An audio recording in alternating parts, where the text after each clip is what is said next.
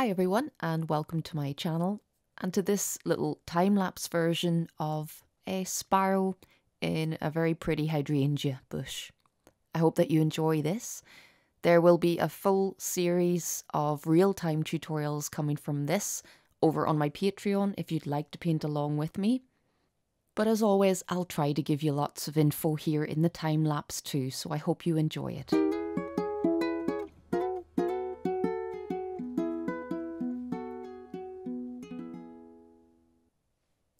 So firstly, a big thank you to all of those who are new to my YouTube channel. Please do subscribe here if you enjoy this. This little painting is only 8 by 10 inches and I'm working on the buttercup colour of pastel matte paper. I'm using mostly Unison soft pastels. There are a couple of other colours popping up as well from different brands, and you'll also see pastel pencils as well because there's a lot of detail in this piece. Even though it's quite small, it is packed full of details. Lots of layers, overlapping leaves, petals, stems. And the key with this tutorial series is really talking you through my thought process, how I decide where to start, how I break this down into manageable bite sizes rather than getting overwhelmed by the overall picture. So anytime I'm working on something that seems a little bit complicated or overwhelming, I use a variety of techniques to try and simplify it, break it up into bite sizes and just tackle it piece by piece. And that's exactly what I did here. So the first thing that I'm looking at are the areas that are further away. So although it's a very small little view, we've still got lots of different levels of depth within this picture. So we've got little peepholes that go through, like here, to further in the distance where you can see petals and leaves. And generally things are a bit more out of focus back here, so that's what I'm looking at first. I'm looking at what's furthest away and then just working my way up to the items that are more in the foreground, things that are closer to us. And for me that really helps because I get those background elements in first. It helps me to decide where to start a lot of the time. It helps me to break it up and not to look at the whole picture as one, as sometimes that's just a bit overwhelming. And I'm also not using my block everything in at the start technique for this type of painting, simply because there's so much detail, so many little detailed edges that I need to work on with a bit of precision. And honestly, I just need to lean my hand somewhere on the painting sometimes.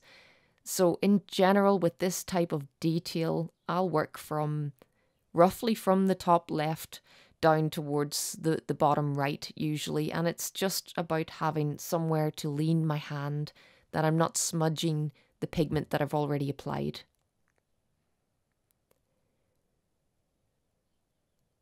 So I also make use of a little blending tool, one of my soft blending tools.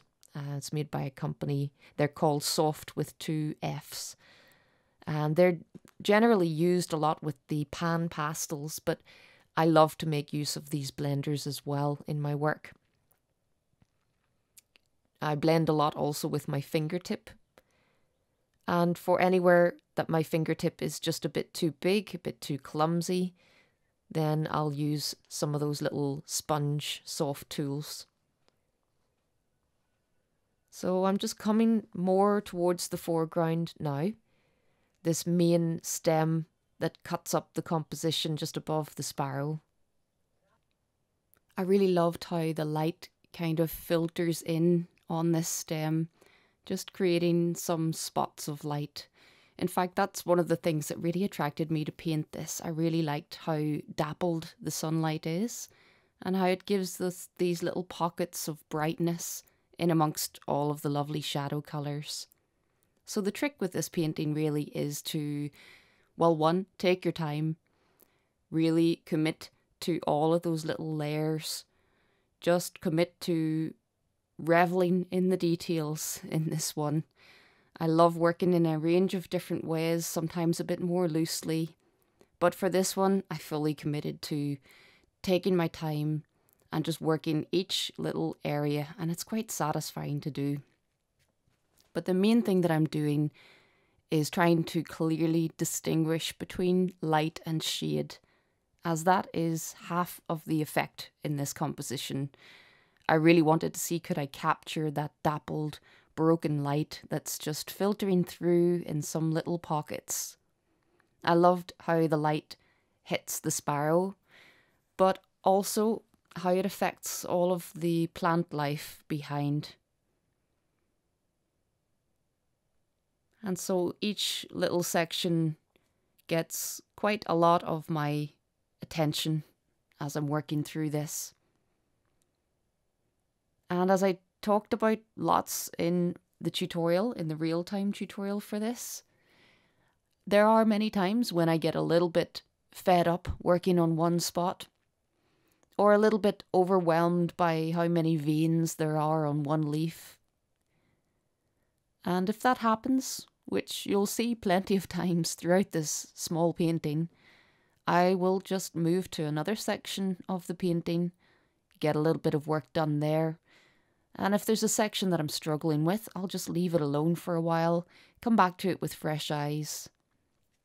And that often really does help. So if you're struggling with an area, sometimes it feels good to just go and get another section of the painting worked on. And seeing it pieced together bit by bit really encourages you to keep going. So another lovely little peephole of light heading towards the bottom of the stem. And once I get enough of the background in and surrounding the sparrow, then it's time to start the little bird. So the idea is that I want to have background colour surrounding where the sparrow is going to go, so that I can add the lovely colours of the bird and create the edges of the bird with the background already there. So that's always my approach. I need to get the background in first, especially for an animal which often has either furry or feathered edges. And I really want that to sit nicely on top of the background colours. So I'm still making plenty of use of the big pastel sticks. But of course, you do see a lot of pastel pencil coming in too.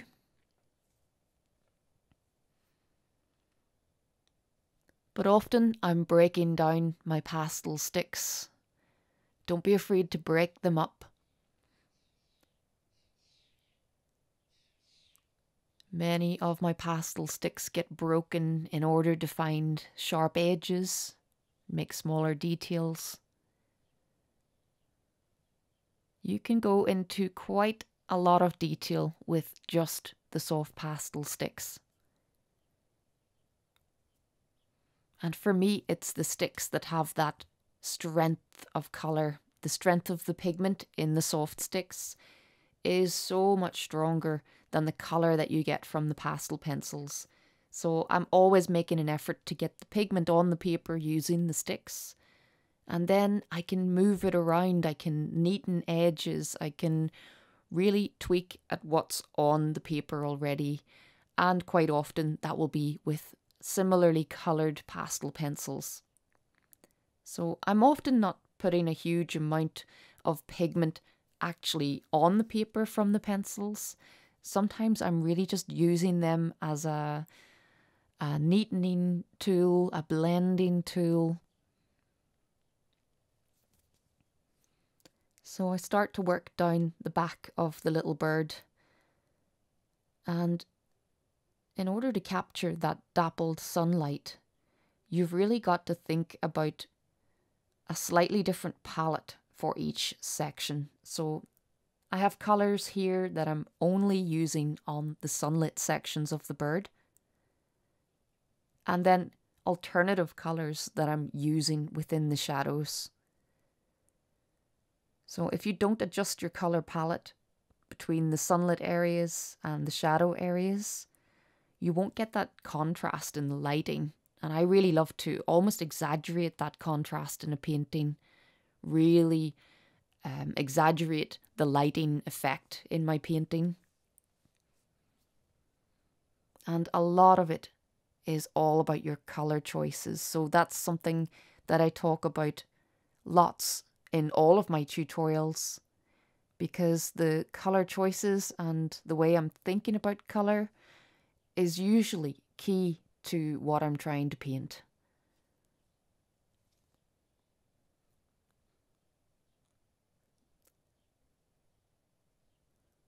So another big leaf just under the bird, and I'm getting that worked before I work on the tail feathers. Again, I want to have the background colours in before I work on the next item in the painting. So each little section of this piece broken down into different segments and worked from background to foreground. And that really does help me to simplify, because when you look at the photo reference initially, it looks quite busy. There's definitely a lot going on, and it can be hard to know where to start. I'm sure for each artist that choice is different, but I do think that there is some kind of logic to the order that I do things in. It certainly helps me to break down something complicated. So the last couple of leaves.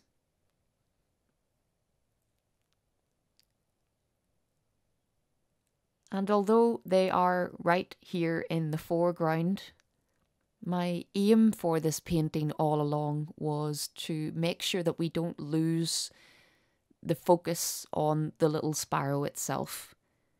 So while I want the sparrow to be really enclosed in the plant here, I also want us to be drawn to the sparrow, for us not to lose the detail in the sparrow. So a lot of this portrait was about how to make the sparrow sit out from this busy background. What tricks can you use here? Because there's always lots of little tricks that you can use to try and enhance a photo reference. So absolutely lots to talk about in this tutorial series. I really hope that you will consider coming and joining me over on Patreon. Along with this tutorial, there are dozens and dozens of other tutorials.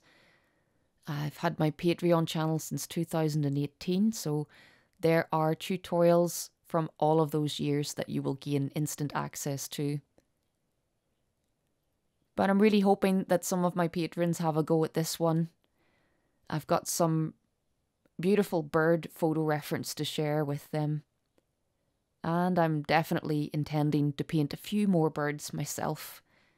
In the last year, I've painted quite a few birds and discovered quite a love for painting birds, which is good because a lot of the time when I go out with my camera, I'm often going with the intention of photographing mammals. And I always come home with dozens of photos of birds. So I have a lot of bird reference. This little image was taken like 10 years ago in my garden at the time.